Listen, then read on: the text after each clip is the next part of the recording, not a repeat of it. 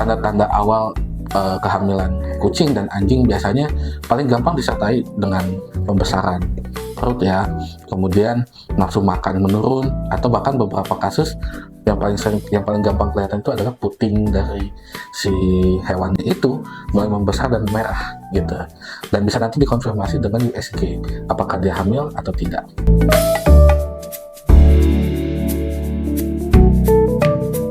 Ya, untuk menjaga kesehatan anjing dan kucing yang sedang hamil, ini adalah dengan memberikan nutrisi yang tepat, nutrisi yang sesuai yang dibutuhkan oleh indukan yang sedang hamil, seperti makanan yang seimbang, kemudian juga suplemen, sama juga biasanya banyak orang yang ngasih kalsium. Tapi hati-hati di sini untuk kalsium itu tidak boleh memberi terlalu banyak karena justru nanti akan memicu kejang atau hipokalsemia pada saat nanti dia pada di fase menyusui.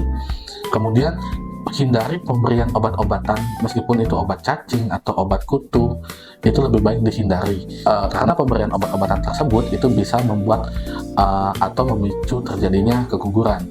Kemudian yang terakhir adalah menghindari stres pada anabul, seperti dimandikan. Misalnya pada saat dimandikan ada beberapa anabul yang suka stres pada saat di blower atau pada saat dimandikannya, dan itu juga bisa memicu keguguran pada anabul yang sedang hamil.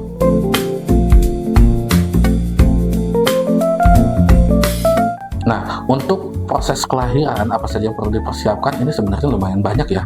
Jadi dari pengetahuan kita bagaimana caranya melakukan pertolongan pada anabul, tapi yang paling awal dipersiapkan sebenarnya biasanya adalah kandang yang nyaman, tempat untuk melahirkannya yang nyaman dan aman, karena belum tentu tempat kandang dia biasa itu akan membuat dia nyaman untuk melahirkan.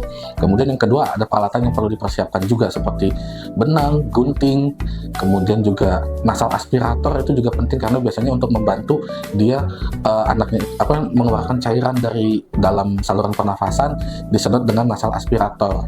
Yang terakhir tapi ini juga sangat penting juga adalah untuk mencegah terjadi hal-hal yang tidak diinginkan, akan lebih baik kalau memiliki kontak klinik yang 24 jam karena biasanya kejadian lahiran itu pada saat di tengah malam. Kalau lahirannya normal masih oke, tapi takutnya yang dikhawatirkan adalah terjadi distokia yang membuat dia sulit melahirkan sehingga butuh pertolongan dokter untuk membantu lahirannya gitu.